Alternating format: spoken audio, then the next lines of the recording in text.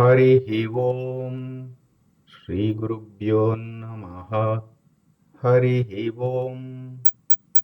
ॐ नमो भगवते स्वामिनिर्भयानन्दाय।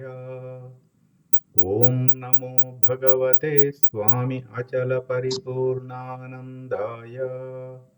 हरिः ओम्। गुरुर्ब्रह्मा गुरुर्विष्णुः गुरुर्देवो महेश्वरः गुरुः साक्षात् परं ब्रह्म तस्मै श्री गुरवे नमः। ब्रह्मानन्दं परमसुखदं केवलं ज्ञानमूर्तिं द्वन्द्वातीतं गगनसदृशं तत्त्वमस्यादिलक्ष्यम् एकं नित्यं विमलमचलं सर्वधी साक्षिभूतं भावातीतं त्रिगुणरहितं सद्गुरुं तं नमामि। ॐ नमो ब्रह्मादिभ्यो ब्रह्मविद्या साम्प्रदायकर्तृभ्यो वंशऋषिभ्यो महाद्भ्यो नमो गुरुभ्यः। सर्वोपप्लवरहित प्रज्ञानघन प्रत्यगर्तो ब्रह्मैवाहमस्मि अहं पदार्थरहितः। सदाशिवसमारभते श्रीमहाविष्णु सूर्य याज्ञावल्क्य जनक व्यास शुकयोगी सान्दीप श्रीकृष्णजगद्गुरुभ्याम् शङ्करभगवत्पादाचार्यमध्यमाम् श्रीधर शिवरामाख्य कृष्णदेशिकवराभ्याम् मन्मडुपु सुब्बयार्य कुल्लिकोटयार्य गुरुप्रसादरावार्य स्वामी निर्भयानन्दाख्य अचलपरिपूर्णानन्दाभ्याम् अस्मदाचार्यपर्यन्तां वन्दे गुरुपरम्पराम्। ॐ सहनाववतु सहनौ भुनक्तु सह वीर्यं करवावहै तेजस्विनावधीतमस्तु मा विद्विषावहै। ॐ शान्ति शान्ति शान्तिः। पूर्वमेव निरालम्बम् आग्नेयं च निर्गुणं तथा दक्षिणे नित्यशुद्धं चैव नैऋत्यो निरुपद्रवम् पश्चिमे निष्कलं चैव वायुव्ये च निरञ्जनम् उत्तरे च निराकाशो ईशान्यो निर्मलो भवेत् ऊर्ध्वश्च निराकारतः अधश्च निर्विकारतः अन्तर्बहिश्च सर्वत्र अचलोऽयं सनातनः। ॐ निर्भयानन्दाय विद्महे अचलपरिपूर्णाय धीमहि तन्नो परात्परप्रचोदयात्। ॐ साईश्वराय विद्महे సత్యదేవాయ ధీమహి తన్నః సర్వప్రచోదయాత్. ఓం తత్పురుషాయ విద్మహే మహాదేవాయ ధీమహి తన్నో రుద్ర ప్రచోదయాత్. ఓం సద్గురురూపాయ విద్మహే జ్ఞానబోధామృతాయ ధీమహి తన్నో శ్రీవిద్యాసాగర ప్రచోదయాత్. ఓం స్వాత్మానందాయ విద్మహే అచల పరిపూర్ణానందాయ ధీమహి తన్నో దేశికేంద్ర ప్రచోదయాత్. ఓం నమస్కందాయ విద్మహే ఋషి సాక్షాత్ ధీమహి తన్నో రమణ ప్రచోదయాత్. హరి ఓం శ్రీ గురుభ్యో నమః.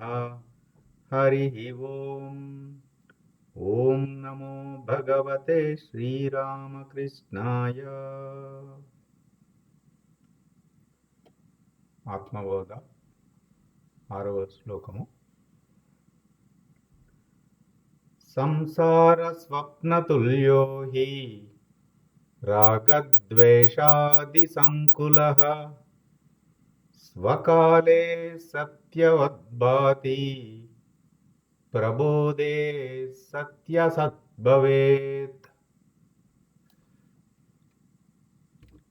ఇట్లా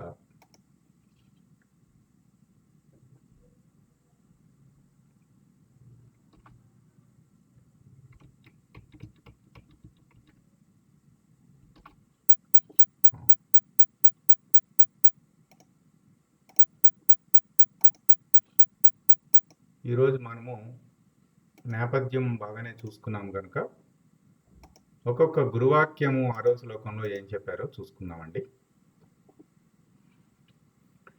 ఇక్కడ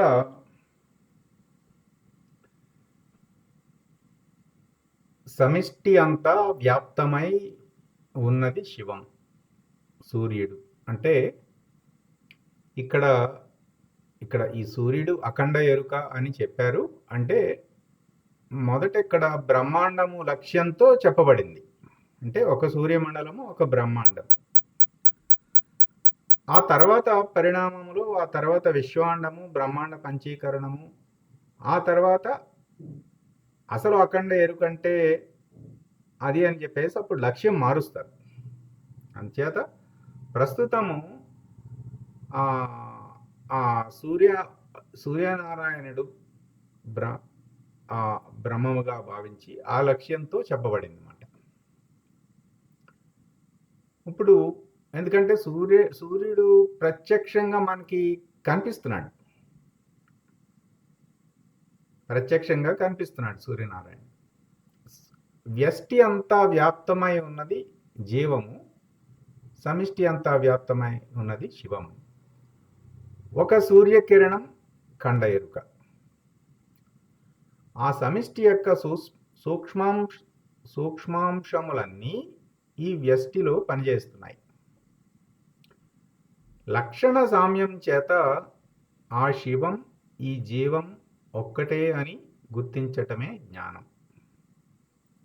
ఆ శివం ఈ జీవం వేరు వేరు అనటం చేత కల వచ్చేసింది. అంటే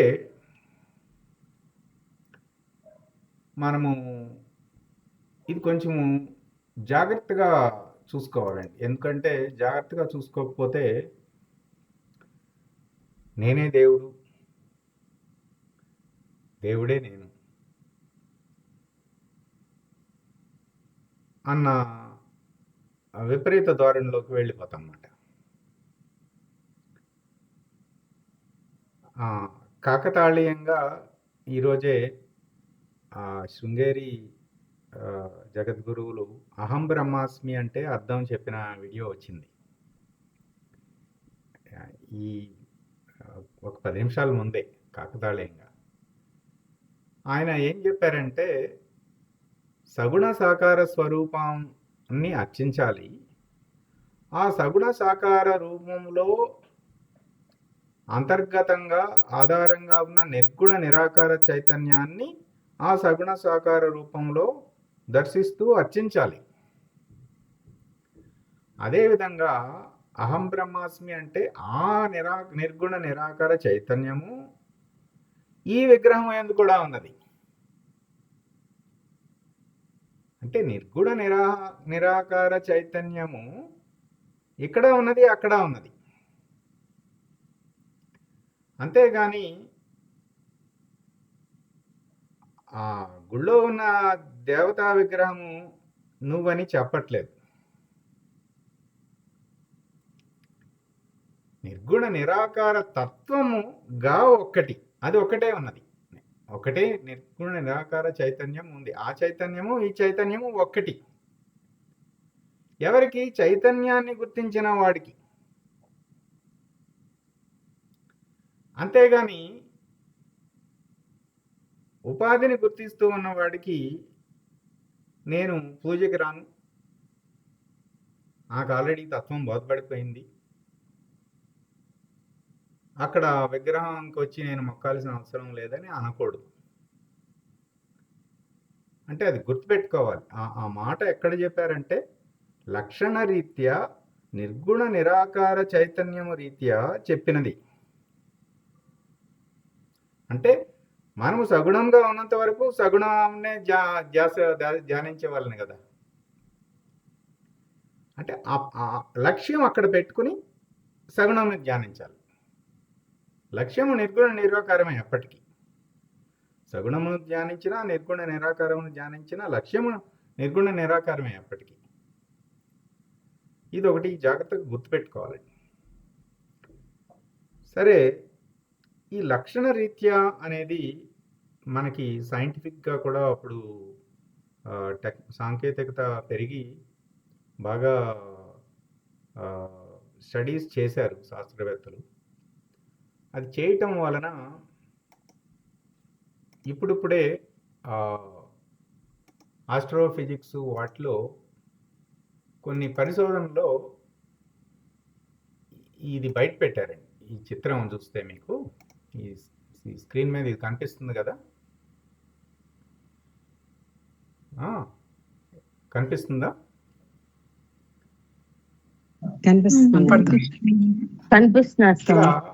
ఈ ఎడం వైపు ఉన్నది మన మెదడులో కొన్ని కోట్ల న్యూరాన్స్ ఉంటాయన్నమాట. అంటే ఒక్కొక్క న్యూరాన్లో 0.5 volts ఎలక్ట్రిసిటీ ఉంటుంది. ఆ ఎలక్ట్రిసిటీ తోటే ఈ కమ్యూనికేషన్ అంతా జరుగుతుంది అన్నమాట. ఇప్పుడు మనం చెయ్యి లేపమని మనము అంటే చెయ్యి లేపమనే ఇన్స్ట్రక్షన్ అక్కడి నుంచి వెళ్తుంది, ఆ ఎలక్ట్రిక్ పల్స్ వెళ్తుంది, వెళ్ళి ఆ కమ్యూనికేషన్ చేసి ఈ రక్తం ద్వారా ఈ సెల్స్ ద్వారా అక్కడికి వెళ్ళి ఆ చెయ్యి లేగటం జరుగుతుంది. అంటే ఈ కర్మాంద్రియాలు ఈ జడములే, అవి ఎప్పటికీ జడములే. ఉపాధి జడమే, ఈ శరీరం స్థూల శరీరం జడమే. అది ఈ ప్రసరణ జరగటం ద్వారా ఆ పైన ఈ చేతనములుగా ఉన్నావు కదా, ఈ ప్రాణేంద్రియములు, జ్ఞానేంద్రియములు, ఇవన్నీ కలిపి ఆ కర్మేంద్రియముల చేత పని చేపిస్తున్నాయి. ఆ పైన మెదడులో ఆ న్యూరాన్స్ ఎలక్ట్రిక్ ఇంపల్సెస్ మాట అది జరుగుతుంది. ఇది ఒక సెల్, ఆ మెదడులో ఒక కణం యొక్క ఫోటో మాట ఇది. ఇది మార్క్ మిల్లర్ అని ఒక ఆయన ఈ రీసెర్చరు ఇది కనుక్కున్నారు. అయితే వీళ్ళు ఇంకొక ఆస్ట్రోఫిజిక్స్ వాళ్ళు, ఈ అంతరిక్షం మీద అధ్యయనం చేసే వాళ్ళు కంప్యూటర్లో సిమ్యులేట్ చేశారు. అంటే అది ఫోటో తీయడానికి కుదరదు, అయితే కంప్యూటర్లో ఆ ఆ గెలాక్సీల పాలపంతులు అవన్నీ ఉంటాయి కదా, అంతరిక్షం అది ఎలా ఉంటుందో అని దాన్ని కూడా వాళ్ళు సిమ్యులేట్ చేశారన్నమాట కంప్యూటర్లో.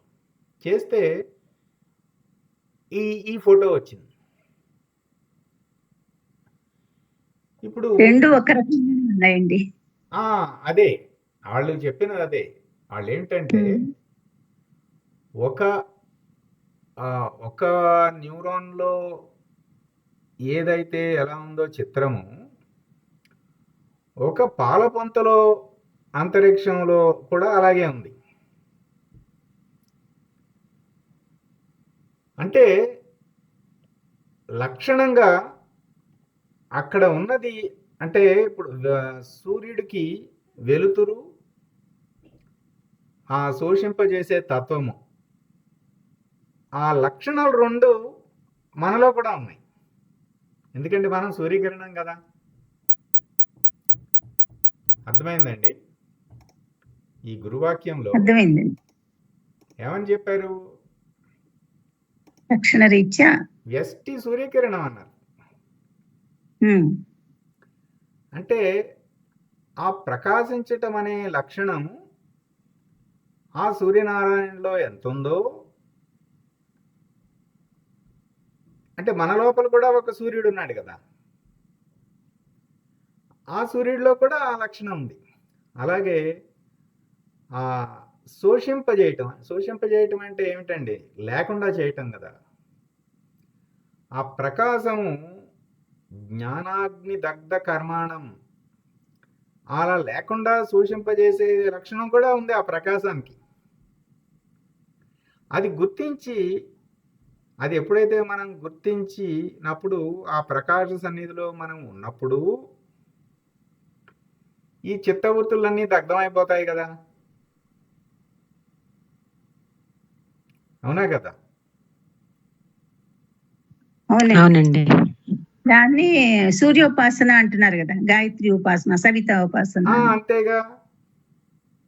ఓం భూర్భువస్సువః అంటే ఆ మూడు కాలములు ఎందు తత్సవితుర్వరేణ్యం భర్గో దేవస్య ధీమహి ధియో యో న ప్రచోదయాత్. ఇక అంతే. అంటే let us all enlightened. Gayatri మంత్రము అర్థము, నాకు ఎన్లైటన్మెంట్ సాక్షాత్కారం నాకు కావాలనట్లేదు. మనందరికీ ధియో యో న ప్రచోదయాత్. అందరము లెట్ us ఆల్ ఎన్లైటెండ్. ఎంత గొప్ప ప్రార్థన చూడండి నిజంగా. ఆ సూర్యుడు ఈ సూర్యుడు ఒక్కటే. లక్షణ సామ్యం. ఇక్కడ తర్వాత గురువాక్యంలో వేదాంతంలో లక్ష్యార్థాన్ని, అనుభవార్థాన్ని స్పష్టంగా నిర్ణయించి స్థిరమైన జ్ఞానాన్ని ఇచ్చే విచారణలు రెండు ఉన్నాయి. అంటే ఈ రెండు విచారణలు స్వానుభవంలో చాలా ఇంపార్టెంట్ అండి. ఈ రెండు స్వానుభవం అంటే విచారణ సాధన రెండు ఉండాలి. చేస్తే వాళ్ళకి స్వరూప జ్ఞానం సిద్ధిస్తుంది. ఈ రెండు విచారణలు చేయకపోతే భ్రాంతి ఏదో ఒక రూపంలో శేషిస్తుంది. భ్రాంతి అంటే ఏమిటి? అవాస్తవం కదా. అవాస్తవమే భ్రాంతి. అది ఎక్కడో ఒక చోట మిగిలిపోతుంది. ఈ రెండు విచారణలు చేయాలి. అంటే ఏది సత్యము, ఏది అసత్యం, ఏది వాస్తవము, ఏది అవాస్తవం, ఏది కళ, ఏది కళ కాదు, ఏది స్వప్నము, ఏది స్వప్నము కాదు. మరి ఇది చేయవలనంటే మనకి గురుదేవులు పంచ వివేకములు అనుగ్రహించారండి. అది అందరికీ కూడా పంపించాను. నిత్యానిత్య వివేకము, ఆత్మానాత్మ వివేకం మనం అంతకుముందు మాట్లాడుకున్నాం. ఇప్పుడు ఈ సదసత్ వివేకము చూద్దాం. ఇక్కడ ఈ సదసత్ వివేకంలో ఏమని చెప్పారంటే చూడండి.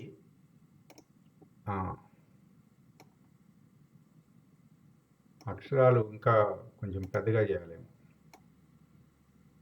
కొంచెం పెద్దగా చెయ్యాలండి. ఇప్పుడు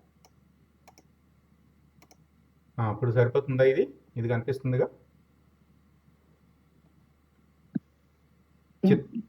కనిపిస్తుందండి ఇది? కొంచెం కనిపిస్తున్నారు. ఆ. చిత్తవృత్తులు పోగొట్టుకోవాలి, ఇది గురువాక్యం. మరి చిత్తవృత్తులు అంటే ఏమిటి అసలు? మనము మనసుని అధ్యయనం చేశాము, బుద్ధిని అధ్యయనం చేశాము, మరి చిత్తుని అధ్యయనం చేయలేదు కదా. అది సదసత్ వివేకంలో చెప్పారు. ఏమిటంటే సంకల్పము, వికల్పము, విపర్యయం, స్మృతి, నిద్ర, ఇది చిత్తం. సంకల్పం అంటే ఏమిటి? ఏదో ఒక ఆలోచన. వికల్పం అంటే ఆలోచన కాస్త అంటే ఒక అలలాగా ఒకటి లెగిసింది, ఆ లెగిసింది మళ్ళీ పడిపోయింది ఆలోచన, వికల్పం అయిపోయింది. సంకల్పం వికల్పం అయిపోయింది. ఒకవేళ పడిపోలేదు, అదేదో ఒక విపరీతం చేస్తుంది, విపర్యయం.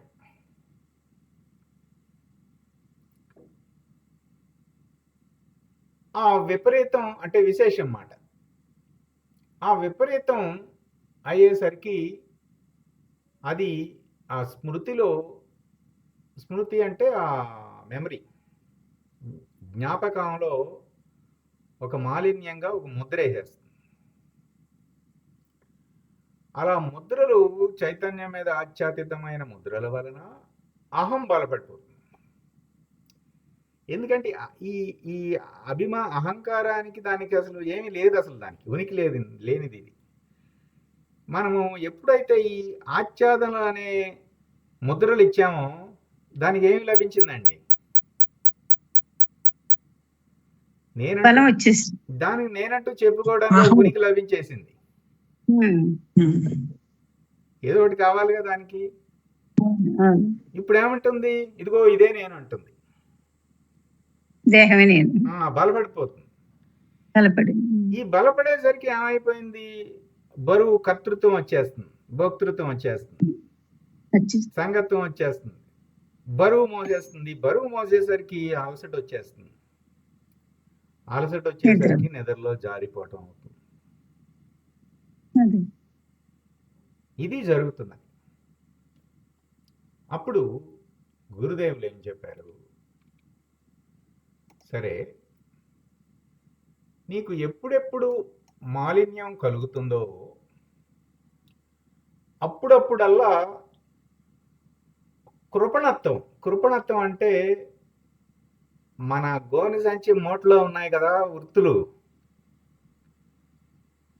ఏ మూట అయితే వేసుకుని ఉపాధిలోకి వచ్చామో ఆ మూటను ఖాళీ చేయడం కోసమే వచ్చాము. ఆ కృపణత్వాన్ని గురువుకు కైంకర్యం చేయాలండి. కైంకర్యం చేసేయాలి. చాలా చాలా ముఖ్యమైన పదం అండి. మన గుళ్ళో అంటారు కదా, స్వామివారి కైంకర్యములు అని. అంటే శేషించకుండా అర్పించేయాలి కైంకర్యం. అప్పుడు సర్వం శ్రీ సద్గురు చరణారవిందార్పణమస్తు అని మనం చెప్పుకునేది ఎందుకని? అంతా నువ్వే తీసేసుకో, నా చిత్తవృత్తులు, నా మొత్తం ఈ సమస్తం మాట. అప్పుడు ఆ గురు సత్తా కృప చేత ఆ కృప ఈ కృపణత్వాన్ని పోగొడుతుంది. చూడండి, చివరికి చిత్తవృత్తుల్ని శేషించకుండా శేషింపజేస్తుంది ఏమిటి? ఆ గురు కృపే, మన సాధన కాదు. చూసారా? మనం ఏం చేస్తున్నాము? ఆ గురువుకి కైంకర్యం చేస్తున్నాం అనే ఆ ప్రయత్నమే మనది. సద్గురు సర్వం శ్రీ సద్గురు చరణారవిందార్పణమస్తు అనే ప్రయత్నమే మనం చేస్తున్నాము, ఆ ప్రార్థనే చేస్తున్నాము. కానీ ఆ కృపణత్వం ఆ వృత్తులను శోషింపజేసేది, శేషం లేకుండా చేసేది, దగ్ధం చేసేది ఆ గురుకృప మాత్రమే.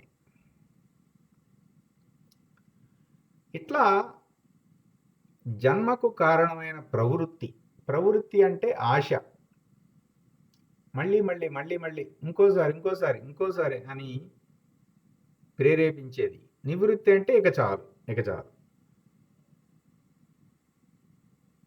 ఇంకా గట్టిగా చెప్పాలంటే అవసరం లేదు. ఇక చాలు అంటే కొంత స్వీకరించాము, ఒక మితంగా స్వీకరిస్తున్నాం ఇక చాలంటే. అవునా? అవసరం లేదంటే అసలు స్వీకరించటం లేదు, అసలు నాకు అవసరం లేదు. ఇక్కడ గురుదేవులు ఒక మంచి ఉపమానం చెప్పారండి. ఏంటంటే, నీవు సర్వజ్ఞుడువు కదా, సత్స్వరూపుడవు కదా, ప్రకాశము కదా, నీవు కుమ్మరి. ఈ కుమ్మరివాడి ఇంట్లో కుమ్మరివాడికి తనకి మట్టితో కుండలు చేయటం చేతిలో ఉన్న ఉసిరికాయ కదా, చేతిలో పనే కదా. కానీ ఆ కుమ్మరివాడు వాళ్ళ ఇంట్లో మసికొండ మీదే అన్నం వండుకుంటాడంట. చూడండి, కుమ్మరింట మసికొండ చందం అంటే, మసికొండ అంటే ఏంటి? మసి, ఆ చిత్తవృత్తులు మసి అంటే అంతకుముందు చైతన్యం మీద ఆచ్ఛాదితమైన మసి, ఆ మసికొండ. దాన్ని పారేయచ్చు కదా. కుమ్మరివాడు తనకి నైపుణ్యం ఉంది కదా, మట్టి తనకి అన్ని చోట్ల అందుబాటులోనే ఉంటుంది కదా, రోజుకొక కొండ చేసి రోజు కొత్త కొండలో వంట చేసుకోవచ్చు కదా. కుమ్మరింట ఎలాగైతే మసికొండ ఉంటుంది అంటే, తాను స్వయముగా సర్వజ్ఞుడైనప్పటికీ నువ్వు కించితజ్ఞుడిగా ఎందుకు ఉంటున్నావు? సర్వజ్ఞుడిగా ఆనందించవచ్చు కదా, సచ్చైతన్య ప్రకాశ జ్ఞాన ఆనందములుగా ఉండవచ్చు కదా. విషయంలోకి అసలు నువ్వు ఎందుకు దిగొస్తున్నావు? నువ్వు విషయంలోకి దిగిరావటం ఎంత హాస్యాస్పదమైనదంటే, ఆ కుమ్మరివాడు ఇంట్లో మసికొండతోనే వండుకుంటున్నట్టుగా ఉన్నది. అర్థమైందండి? అర్థమైందండి. ఈ ఉపమానం అట్లా సర్వజ్ఞత్వంగా ఉండమని సూచన చేశారు. అలా అలా అలా చేసినప్పుడు ప్రవృత్తి నివృత్తి, ఇక మనోబుద్ధులు వ్యవహారశీలం కావు. నిర్వృత మానసం అంటే వృత్తి లేని మానసం అన్నమాట. ఈ నివృత్తి వల్ల అంటే ఈ మనసు మనోనాశం అన్నమాట. నిరాశి మరల చిగురించే ఆశాలతో మూలచ్ఛేదం అయిపోయింది, వేళ్లతో సహా పీకివేయబడింది. నిరాశి నిర్మమ, ఇక నాది అనడిక. నిర్గుణం, వెతికి చూసిన 3 గుణాల ధర్మాలు లేవు. నిరవయవం, పంచభూతాత్మికమైన సృష్టి లక్షణాలు పనిచేయవు. సాకార లక్షణమైన అవయవాలు గుర్తించకుండుట, సగుణ సాకారం లేదిక. నిరాకారం, సాకారం లేదు, పంచభూతాత్మకమైన సృష్టి లేదు, ఉన్నదంతా నిరాకారమే, నిర్గుణ నిరాకారం. ఇక్కడ మనకి తీసుకొచ్చారు, చూసారా? ఇది సదసద్వివేకంలో చెప్పారండి. సగుణం నుంచి నిర్గుణం దాకా వెళ్ళారు, తీసుకొచ్చేసారు. అప్పుడు మన స్వప్నం గురించి మనం ఆల్రెడీ ఇంతకుముందే బాగా మనము విస్తారంగా విచారణ చేసేసాం, అందుకని ఎక్కువ దాని గురించి ప్రస్తావన చేయటం లేదు. అవాస్తవం అని అంటే ఏది వాస్తవము, ఏది అవాస్తవం? అన్ని కాలములు యందు ఉండేది వాస్తవము, ఒక కాలంలో వచ్చి ఒక కాలంలో ఉండి ఒక కాలంలో పోయేది అవాస్తవం. ఇట్లా ఇక తర్వాత సాధకుడు త్రికరణములను సూత్రబద్ధం చేసి త్రికరణ శుద్ధి కలిగి ఉండాలి. ఇక్కడ సూత్రబద్ధం అంటే శరీరము, ప్రాణము, మనసు, బుద్ధి, చిత్తము, అహంకారములు కదా. ఇప్పుడు ఈ శరీరాన్ని అంటే నోటితో అంటున్నాము మాటలు, చేతలతో అవయవాలు ఉపయోగించి చేస్తున్నాము, ఆ మనసుతో ఆలోచనలు వస్తున్నాయి కదా, ఇవి ఒక లైన్లోకి వచ్చేయాలి, కోలీనియర్ అయిపోవాలన్నమాట. ఇది మనకి సంధ్యోపాసనలో జరిగేది ఇదే. అలా ఉండటమే త్రికరణ శుద్ధి. ఆల్రెడీ సత్వగుణంలో ఉంటున్నాం కాబట్టి అన్ని మంచి ఆలోచనలు, మంచి లక్షణాలే ఉంటాయి, సల్లక్షణాలే ఉంటాయి. అప్పుడు మా ఆలోచనకు అనుగుణమైన మాట, మాటకు అనుగుణమైన నడవడి ఉంటాయన్నమాట. త్రికరణముల సంయమనం చైతన్యం దృష్ట్యా కలిగి విచారణ చేసి స్వస్వరూప లక్షణం గుర్తుపట్టి అలా సహజంగా ఉండాలి.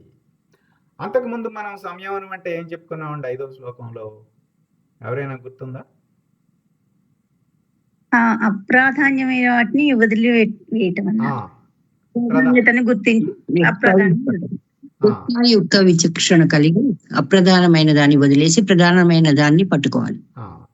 ఇప్పుడు అప్రధానాన్ని నిరసించి ప్రధానమైన దాన్ని స్వీకరించడం కదా హంస లక్షణం. మరి అలా చేయాలంటే అది మనకి స్వాధీనమై ఉండాలా వద్దా? స్వాధీనం కావాలి. మనసు స్వాధీనం అయితేనే కదా అది జరిగేది. నీరక్షీర న్యాయము స్వాధీనం అయితే కదా జరిగేది. అందుకని ఇక్కడ చూడండి, సంయమనం, అదే సంయమనానికి ఇంకొక పద్ధతిలో చెప్పారు, స్వాధీనత అని చెప్పారు. అంటే చైతన్యం అది స్వాధీనం అయితే గాని నువ్వు అప్రధానాన్ని నిరసించి ప్రధానాన్ని స్వీకరించలేవు. చైతన్యం స్వాధీనం అవ్వాలి. మనం ఇప్పుడు ఎక్కడికి వచ్చేసాం? మనం చైతన్యం దగ్గరికి ప్రవేశించాం కదా. ఈ చైతన్యాన్ని గుర్తించాలి, ఆ చైతన్యం స్వాధీనం అవ్వాలి అన్నమాట. ఇక్కడ ఈ చిత్రంలో చూడండి, ఉన్నది ఉన్నట్లుగా అనాలి, అన్నది అన్నట్లుగా ఉండాలి. ఎంత తేలిగ్గా చెప్పేశారో చూడండి. ఇక్కడ మాట పరా పశ్యంతి ఒక భావం వచ్చింది. ఆ భావం వ్యక్తీకరించడానికి కావలసిన భాష వచ్చేసింది, మధ్యమ. ఆ నోటెమట ఆ వాక్ వచ్చేసింది, వైఖరి. పరా పశ్యంతి మధ్యమ వైఖరి. ఒక్క మానవుడికి మాత్రమే ఉన్నది ఈ వైఖరి. ఇక ఇప్పుడు మనము అంటే ఏకకాలంలో మనం ఏం చేస్తున్నామంటే కట్టెలు వేయకు అంటే కొత్తవి ఆచ్ఛాదనలు, కొత్త ముద్రలు వేయకూడదు. ఇదొక సాధన. దీనికి ఏమిటి మంత్రము? నాహంకర్త హరికర్త, ఆ నిరాకార నిర్గుణ చైతన్యమే జరిపిస్తున్నది, గురుసత్తానే జరిపిస్తున్నది, నేను చేయటం లేదు. ఇదే ఈ జీవన నడవడి. అప్పుడు కొత్త వేయట్లేదు, కొత్త ముద్రలు. ఆ తర్వాత ఏం చేస్తున్నాము? మనము ఆ మెలకువ కళా నిద్రలకు సాక్షిగా ఉండి ప్రకాశమునే గుర్తిస్తూ దృష్టిని భ్రూమధ్యం మీద ఉంచి నప్పుడు ఏమవుతుంది? ఆ గురు కృపచేత ఆ చిత్తవృత్తులన్నీ జ్ఞానాగ్ని దగ్ధ కర్మాణంలాగా అవి శోషింపబడతాయి అన్నమాట. నిర్విశేషంగా శోషింపబడతాయి. అంటే ఇక్కడ చూడండి, మనకు గుర్తుపెట్టుకోవడానికి నాహం కర్త అంటే ఏంటి? ఆ గుర్ర రథం కళ్ళెం ఉంది కదా, అది ఈశ్వరుడికి ఇచ్చేయటం. మనం కదా ఇక్కడ అర్జునుడు, మనం కదా, ఆ కృష్ణ పరమాత్మకి ఇచ్చేసాయి. నువ్వు కర్త కాదు అంటే ఆ గుర్రపు కళ్ళాడు కృష్ణ పరమాత్మకి ఇచ్చేసేయాలి కదా. ఇహ మన జీవనం అనే మన రథము భగవంతుడి చేతిలో పెట్టేసేయాలి. భగవంతుడికి సారథిగా పెట్టేసుకున్నాం. ఇక మనం ఇహ భగవంతుడే ఎటు తీసుకెళ్ళాలంటే అటు తీసుకెళ్ళిపోతాడు. చాలా తేలికైపోతుంది అన్నమాట. అంటే సంసారం అన్నది మనకి సమ్యక్ సారము అని చెప్పారు. అంటే ఈ సంసారము మనకు ఉపయోగపడుతుంది. మన జగన్మాత మనకి ఇచ్చినవన్నీ మనని సంసారంలో పెట్టి మనం బాధపడితే చూసి ఆనందించడానికి కాదు కదా. అంటే అందులో ఉంచితే గాని మనకి తెలీదు. అందుకని సదసత్ విచారణకు ఆ విచారణకు ఉపయోగపడుతుంది సంసారం. అయితే ఎప్పుడు సుగతి పట్టుకుంటే ఉపయోగపడుతుందండి. సంసారంలోనే సుగతి ఉన్నది, సంసారంలోనే సృగతి ఉన్నది. రకారం చూడండి, సా కింద రకారం, ఈ సు కింద రకారం అంటే రమించటం మాట. రమించటం అనేది వచ్చేసింది అనుకోండి, తాదాత్మ్యత, కలిసిపోతున్నాం. సుగతి కాస్త సృగతి అయిపోయింది. అంటే సంసారంలో సుగతి ఉన్నది, సృగతి ఉన్నది. మనం పట్టుకోవాల్సింది సుగతిని, సత్ని. అప్పుడు ఉద్ధరించబడుట. అసత్తును పట్టుకుంటే సృగతి. ఈ రకారం అండి చాలా ముఖ్యం. రకారము రమ రామ, రమ తాదాత్మ్యత మాట. జారిపోతున్నాం, రమిస్తున్నాం, జారిపోతున్నాం, ఆచ్ఛాదనలు పడిపోతున్నాం. రామ రామ్ రామ్, ఇక రమించటం లేదు.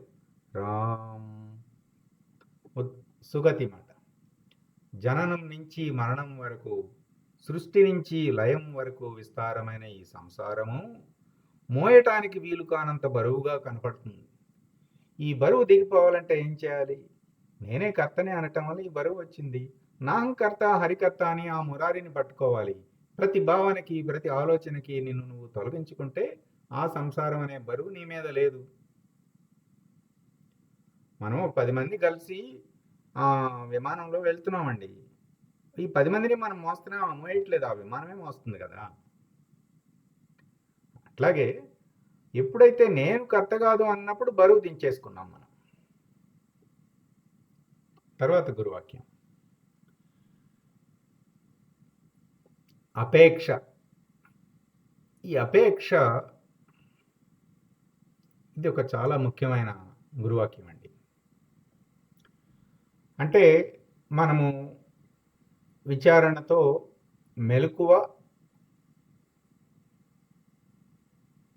మెలకువలో జరిగే వ్యవహారము, ఆ వ్యవహారంలో వచ్చే అనుభవం. అసత్యం అసత్యం అంటే కళ అనే బదులు ఇక్కడ స్వప్నం అనే బదులు అవాస్తవం కాబట్టి అసత్యం అంటున్నాం. అసలు మెలకువ అనేదే అవాస్తవం, మెలకువే అసత్యం. నేనెవరు? సాక్షిని. ఆ సాక్షి పేరు విశ్వడు. అంటే ఆ నేనుకే మెలకువలో సాక్షిగా ఉన్న వాని పేరు విశ్వడు.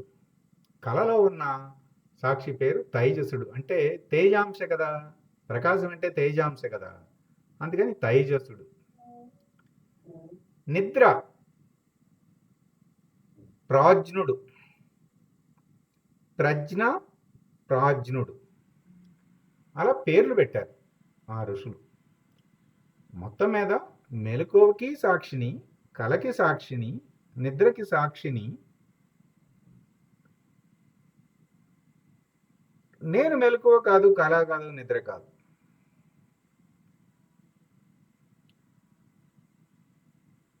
అట్లా ఉంటే గనక స అపేక్ష, అపేక్షతో తాదాత్మ్యత చెందేశాం. స అపేక్ష, సాపేక్ష. నిరపేక్షం అయ్యేసరికి ఈ మెలకువ కళ నిద్ర లేవు. ఈ మెలకువ కళ నిద్ర నా సన్నిధి యందు అది కూడా ఒక వ్యవహారంలాగా జరుగుతూ ఉంటే నేను సాక్షిగా చూస్తున్నాను. ఆ వ్యవహారాన్ని, ఆ అనుభవాన్ని, అవన్నీ సాక్షిగా చూస్తున్నాను. ఈ ఉపాధికి నేను అసలు ఉపాధి కాదు కదా, చూస్తున్నాను. తుర్యనిష్టలో ఉన్న వాని సన్నిధి యందు అవి జరుగుచుండగా కాసేపు మెలకు ఉంటుంది, మెలకు వస్తుంది పోతుంది, కల వస్తుంది పోతుంది, నిద్ర వస్తుంది పోతుంది, రాకడా ఉంది పోకడా ఉంది. నేను మాత్రం నిలకడగా అలాగే ఉన్నాను, సాక్షిగా ఉన్నాను, సాక్షి స్థితిలో ఉన్నాను. రాకడా పోకడా ఉన్నాయి, నేను అలాగే ఉన్నాను. ఉన్నది ఉన్నట్లు ఉండుట అంతే. నీ స్వరూపం నీకు సహజమైన స్వప్రకాశం ఉండబట్టే అవస్థానుభవం కలుగుతుంది.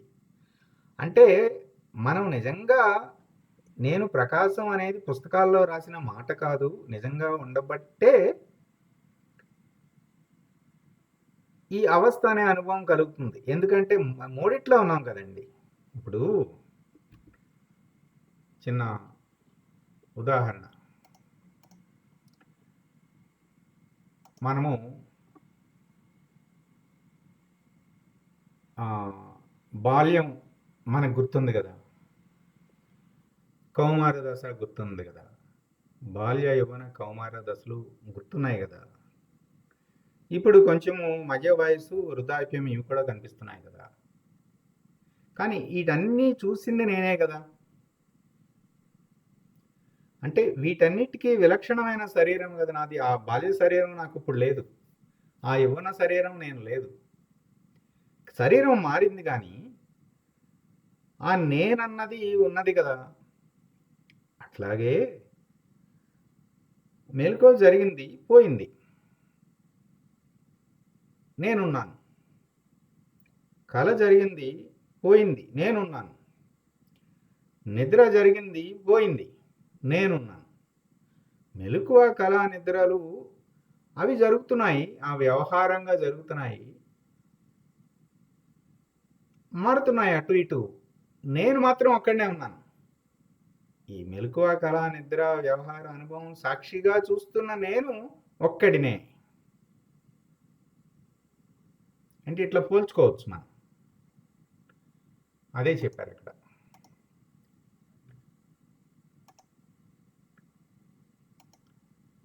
అంటే మనకు విచారణలో నువ్వు అలా ఒక్కడిగా ఉన్న ప్రకాశం కాబట్టే నీకు అసలు ఈ అవస్థానుభవం కలిగింది. మూడు అనుభవాలు ఎందుకు వచ్చినాయండి ఒక్కడికి? ఇప్పుడు నేను ప్రకాశం చూస్తున్నాడు, స్థితిలో ఉన్నాడు కాబట్టి, మూడింటిని చూస్తున్నాడు కాబట్టి. ఒక్కడే. నా బాల్యాన్ని నేను చూశాను, నా యవ్వనాన్ని నేను చూశాను, ఈ అన్ని అసలు నేను చూశాను కాబట్టి నేను ఒక్కడిని. ఆ మెలకువని చూశాను, కళని చూశాను, నిద్ర. నేను ఉట్టి మెలకువలో ఉన్నవాడిని అయితే నేను కళలో ఉన్నప్పుడు నాకు తెలియబడకూడదు కదా, కళ తెలియబడకూడదు కదా, నిద్ర తెలియబడకూడదు కదా, నిద్రానుభవం తెలియబడకూడదు కదా. అంటే ఒక నిరూపించడానికి నువ్వు స్వప్రకాశం కాబట్టేనయ్యా బాబు నీకు అవస్థానుభవం అసలు కలుగుతుంది అని చెప్తున్నారు. ఇంద్రియానుభవం సత్యాన్ని అసత్యంగా, అసత్యాన్ని సత్యంగా చూపిస్తుంది. సత్యాన్ని సత్యంగా నిరూపించేదానికే స్వరూప జ్ఞానం. ఇదే మనమంతా అంతకుముందు మాట్లాడేసుకున్నాం కదా, అధ్యాస ఆభాస. స్వరూప జ్ఞానం అగ్రహణము, అన్యదగ్రహణం, ఇవన్నీ చర్చించేసుకున్నాం. స్వరూప జ్ఞానం కలిగిన వారికి ఈ మూడు అవస్థలు స్వప్నతుల్యంలే. చాలా ముఖ్యమండి ఇది. నువ్వేదో మెలకువ కళ నిద్ర అంటున్నావు. మెలకువ కలే, కళా కలే, నిద్ర కలే, మూడు స్వప్నతుల్యములే.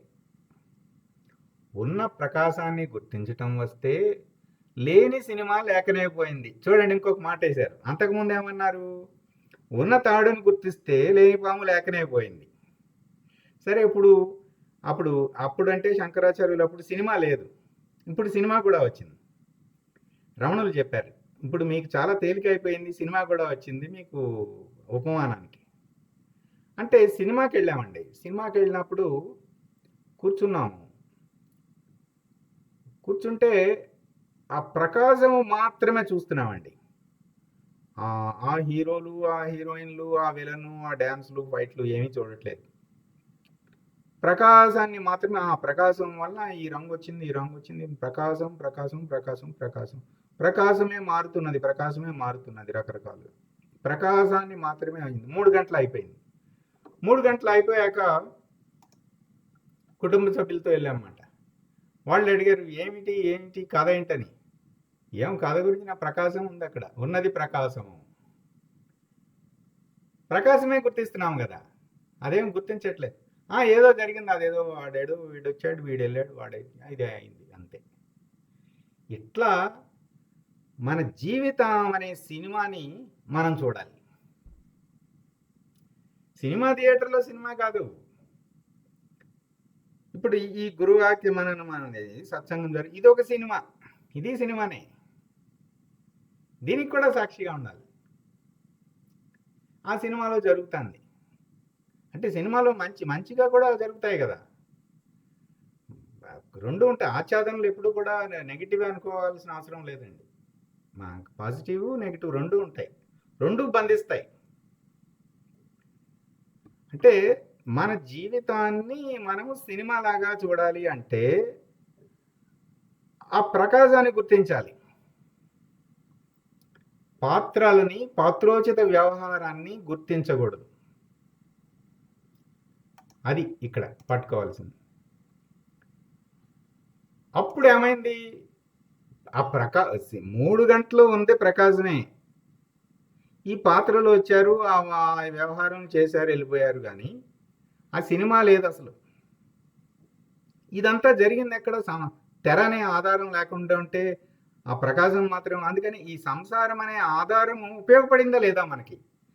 మనము సత్గా ఉనికిగా ఉండటానికి సంసారం ఉపయోగపడింది కదా. ఇప్పుడు మరి తెరగా ఉపయోగపడింది. మరి ఆ తెర ఎవరు? జగన్మాత. ఆ తెర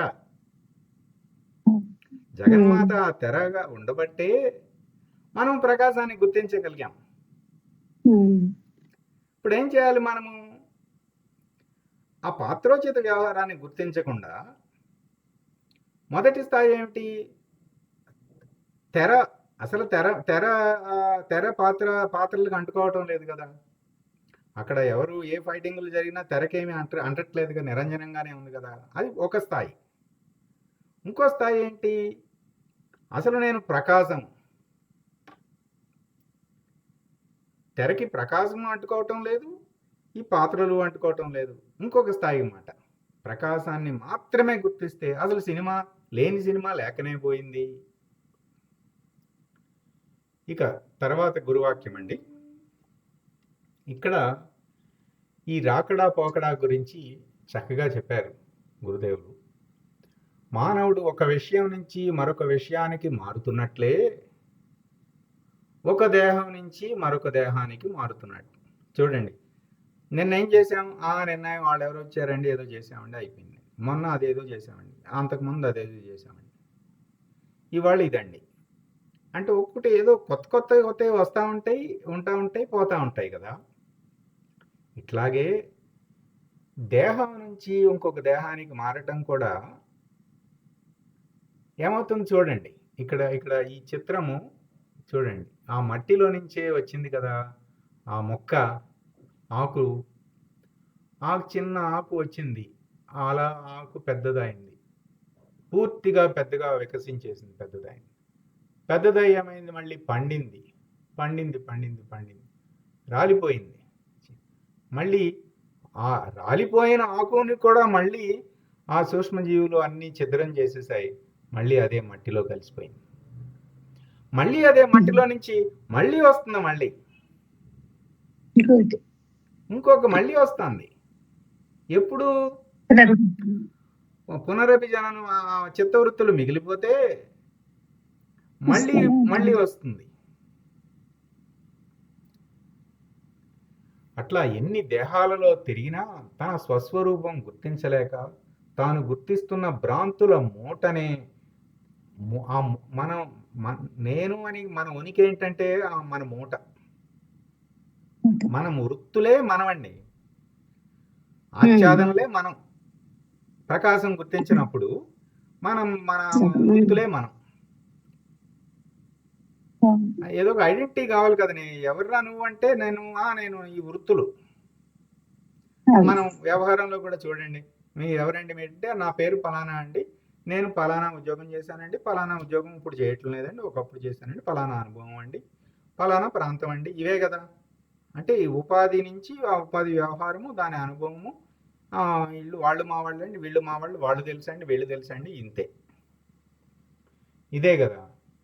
ఆ భ్రాంతుల మూట, తనకి అన్యమైనవి తాను కానివి తానని భావించి మోసుకుపోతున్నాడు. అసలు ప్రకాశానికి ఈ ఉపాధితోనే సంబంధం లేదు, ఆ ఉపాధి మోసే మూటతోనూ సంబంధం లేదు. పూర్వ దేహంలో ఉన్న జ్ఞానాజ్ఞానములు రెండు దేహం మార్చగానే ఈ దేహంలోకి వచ్చేస్తాయి. చాలా ముఖ్యమండి, గుర్తుపెట్టుకోవాలి ఈ మాట. జ్ఞానాజ్ఞానములు రెండు దేహాంతర ప్రాప్తిలో వచ్చేస్తాయటండో గుర్తుపెట్టుకోవాలి.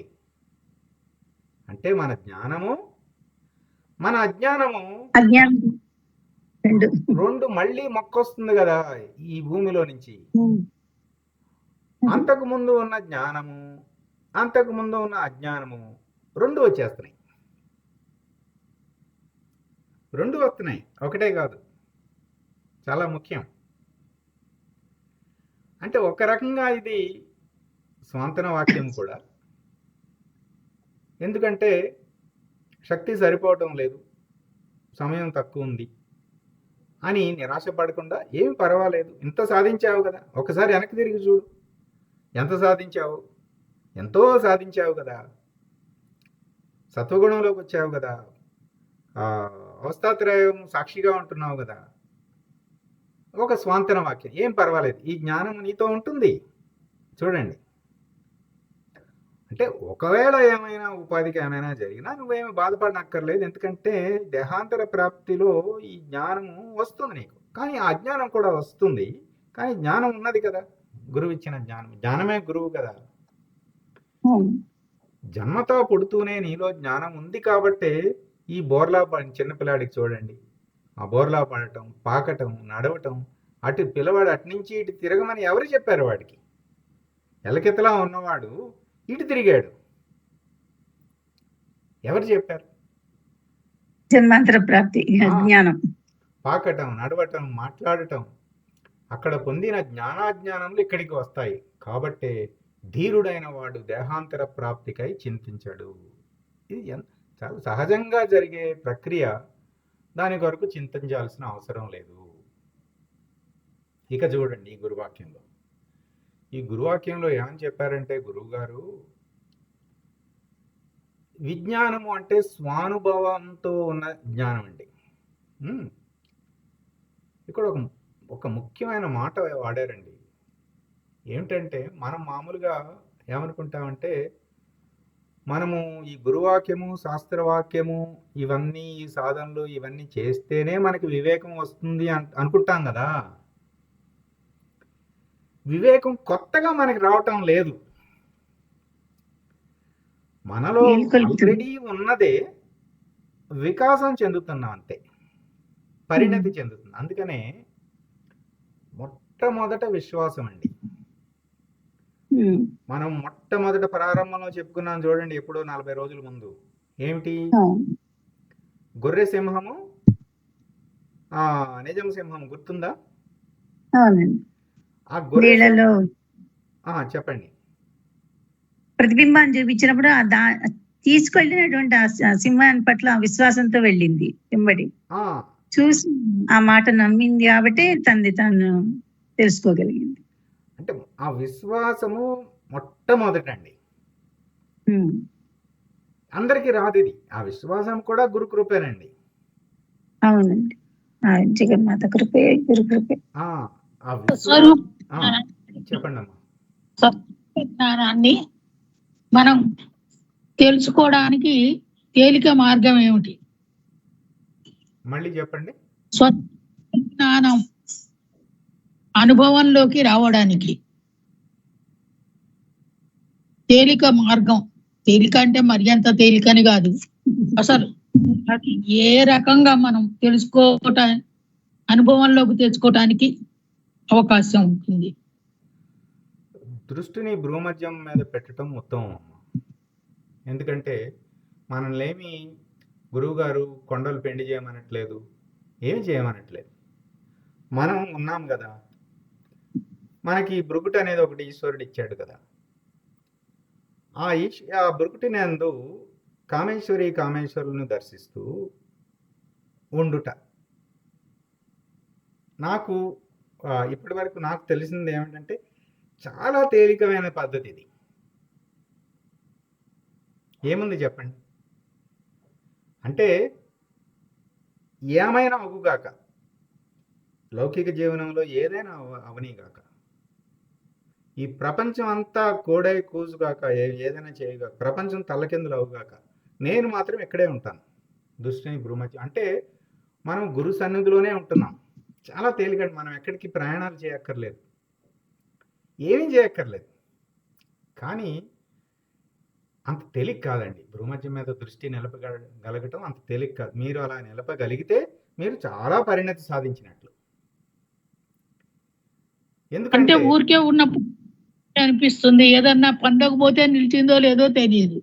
ఆ, ఆ, మీరు తెలియదు అంటే పక్కకు వచ్చారని మీరు గుర్తించారు కదా, పక్కకు వచ్చినట్లు కూడా గుర్తించటం లేదు. కాసేపటికి వస్తుందిగా, కాసేపటికి ఆ టైం ఎక్కువ అవ్వచ్చు, 4 గంటలు అవ్వచ్చు, 6 గంటలు అవ్వచ్చు, కాసేపటికి అవును దృష్టి భ్రూమధ్యం మీద దృష్టి పక్కకు వచ్చానని తెలుస్తుంది ఏదో ఒక టైంకి. అప్పుడు మళ్ళీ దాన్ని తీసుకురావాలి వెనక్కి, అది వెళ్ళిపోతుంటుంది, తీసుకురావాలి అన్నమాట. ఈ అభ్యాసం క్రమంగా చేస్తూ ఉంటే ఎంతకుముందు రోజుకు ఒకసారి పెట్టగలుగుతున్నాం అనుకోండి, సంధ్యోపాసన రోజుకు ఒకసారి చేస్తున్నాము, ఆ టైంకి ఇచ్చి పెట్టగలుగుతున్నాం అనుకోండి, 24 గంటలు కాస్త 12 గంటలు, 6 గంటలు, 3 గంటలు, 2 గంటలు, గంట అట్లా తగ్గుతూ వస్తుంది. అలాగే మనము దృష్టి ఎప్పుడైతే భ్రూమధ్యం మీద ఉన్నదో మనము గురు సన్నిధిలోనే ఉన్నామండి. మనము ఆ జగన్మాత సన్నిధిలోనే ఉన్నాము, ఆ జగదీశ్వరుడి సన్నిధిలోనే ఉన్నాము. వారిద్దరూ ఒకటే, వారిద్దరే గురువు. జగన్మాత అయినా గురువే, దక్షిణామూర్తి అయినా గురువే, నారాయణుడైనా గురువే. అందుకే మనకి భాగవతంలో అందరూ గురువులు పెట్టారు కదా, ముగ్గురు. ఆ గురు సత్తా ఇక్కడే భ్రూమధ్యం నందే ఉన్నది. లక్షణ రీత్యా మనం ఇందాక చూసుకున్నాం కదండి, లక్షణ రీత్యా ఇక్కడున్న ప్రకాశంకి ఆ సూర్యప్రకాశం ఎట్లా అయితే ఈ సమస్త సృష్టికి పోషిస్తుందో, సృష్టి నుంచి పోషించి లయింపజేస్తుందో, అదేవిధంగా దీనికి కూడా అంత శక్తి ఉన్నది లక్షణ రీత్యా. ఈ వ్యష్టికి ఈ సూర్యుడిలో ఉన్న ప్రకాశం చాలు. అంటే ఏమవుతుందంటే మనకి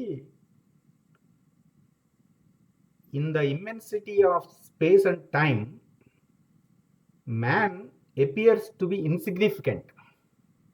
అంటే ఇంత విశాలమైన కాలము, స్పేస్ అండ్ టైం, ఈ దేశము కాలం ఇంత విస్తృతంగా ఉన్నాయి కదా, అంతరిక్షము. In the immensity of space and time, ఇంత విస్తృతంగా ఉన్న దేశ కాలంలో నేను చాలా చిన్నవాడిని కదా అని అనిపిస్తుంది.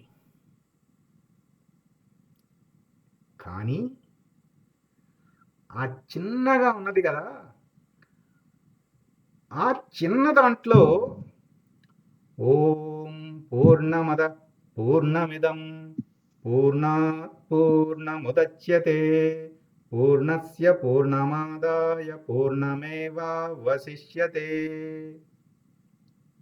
ఆ పూర్ణము ఏ లక్షణం ఉన్నదో ఈ చిన్న ఒక డస్ట్ పార్టికల్ అంత ఉంది కదా, ఇది కూడా అంత శక్తి సామర్థ్యం ఉన్నది. అలా ఉండబట్టే నిజానికి మానవుడు ఆ విశ్వాన్ని అలా ఫోటోలు తీయగలుగుతున్నాడు, ఆ న్యూరాన్ని ఎలక్ట్రాన్ మైక్రోస్కోప్ కనుక్కుని ఆ న్యూరాన్ని ఫోటో తీయగలుగుతున్నాడు, ఇవన్నీ చేయగలుగుతున్నాడు. ఎంత ఆయుర్దాయం ఎంత అంటే ఇదొక గొప్ప ఆశీర్వాదం వాక్యం అండి గురువు గారిది. శాస్త్రం మనకిచ్చేది, నువ్వేదో నేను కించిత్ అనుకో మాకు, కించిత్ అర్జునుడు అనుకో మాకు. ఎందుకంటే అక్కడ ఉన్నదే ఇక్కడ ఉన్నది, అంటే అక్కడ ఉన్న శక్తి సామర్థ్యం ఇక్కడ ఉన్నది, ఈ భ్రూమధ్యం మీద ప్రకాశముగా ఉన్నది. ఇది సత్యం సత్యం సత్యం. మరి ఎట్లా చూడాలంటే దాని మీద దృష్టి పెట్టి చూడటమే, అంతే. జరగాల్సింది జరుగుతుంది. అయితే ఇక్కడ దృష్టి పెట్టినప్పుడు మనము మన నడవడిక మార్చుకోవాలండి. మనం త్రికరణంతో గుణమాలిన్యంతో ప్రవర్తిస్తూ రజోగుణము తమో గుణంతో ఉన్నప్పుడు ఇక్కడ పెట్టలేమో, ఒకవేళ పెట్టినా కూడా విపరీతం అయిపోతుంది. అందుచేత నిర్మలత, హృదయంలో స్వచ్ఛత, నిర్మలత, మాటలలో స్వచ్ఛత, ఆలోచనలో స్వచ్ఛత, శరణాగతి, అంతేనమ్మా. శరణాగతితో ఆ భూమధ్యంలో ఉన్న కామేశ్వరి కామేశ్వరులకు శరణాగతుడై దర్శించుతూ ఉండుట, అంతే. అంతకంటే మనం ఏం చేయగలుగుతాం చెప్పండి? అంటే మనని మనం మార్చుకోగలిగినప్పుడు ఆటోమేటిక్ గా భూమధ్యంలో దృష్టి నిలబడిపోతుందేమో కదండి, మాలిన్యం తగ్గిన కొద్దీ జరుగుతుంది. మరి ఇటు జపం చేస్తున్నాం కదమ్మా. నిజానికి ఇప్పుడు గురువు గారు చెప్పింది ఇంతకన్నా తేలిక మార్గం ఎక్కడ లేదండి అసలు.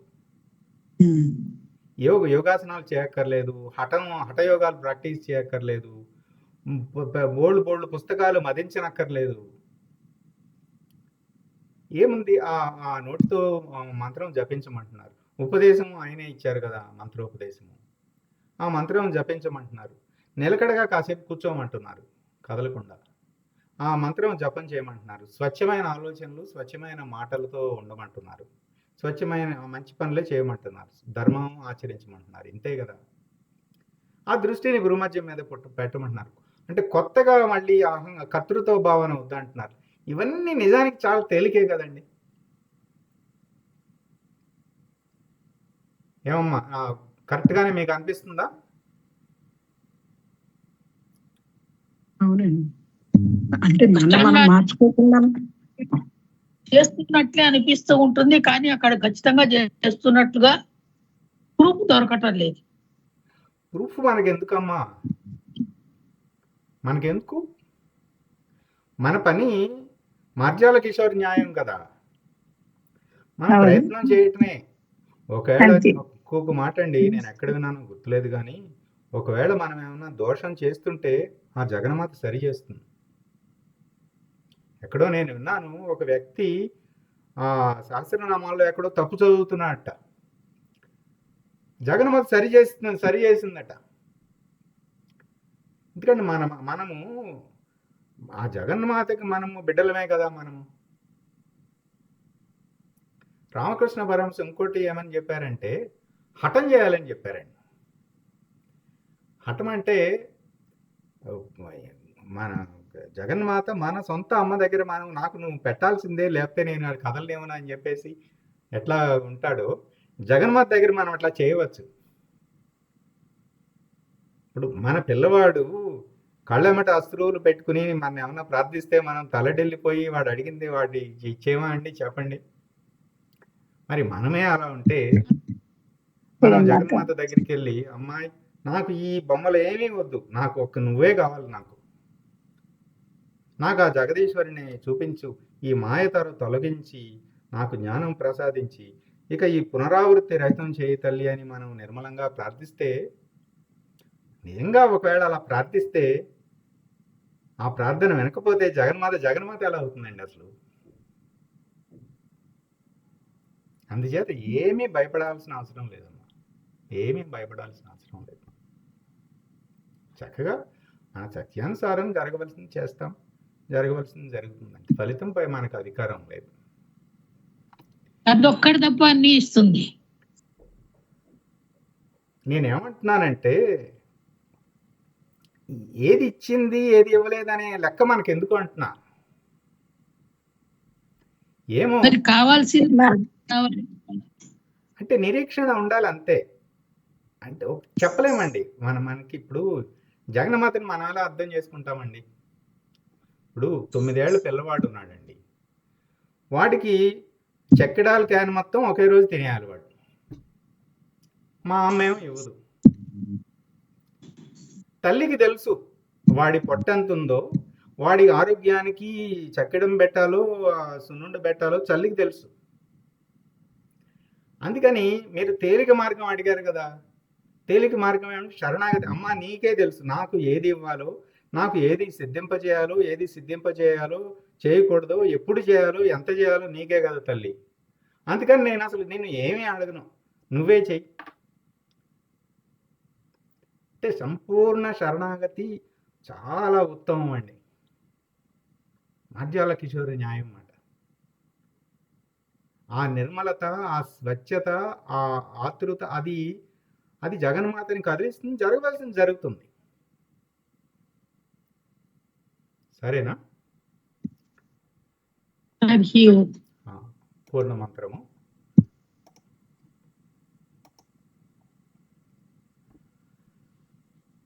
ఓం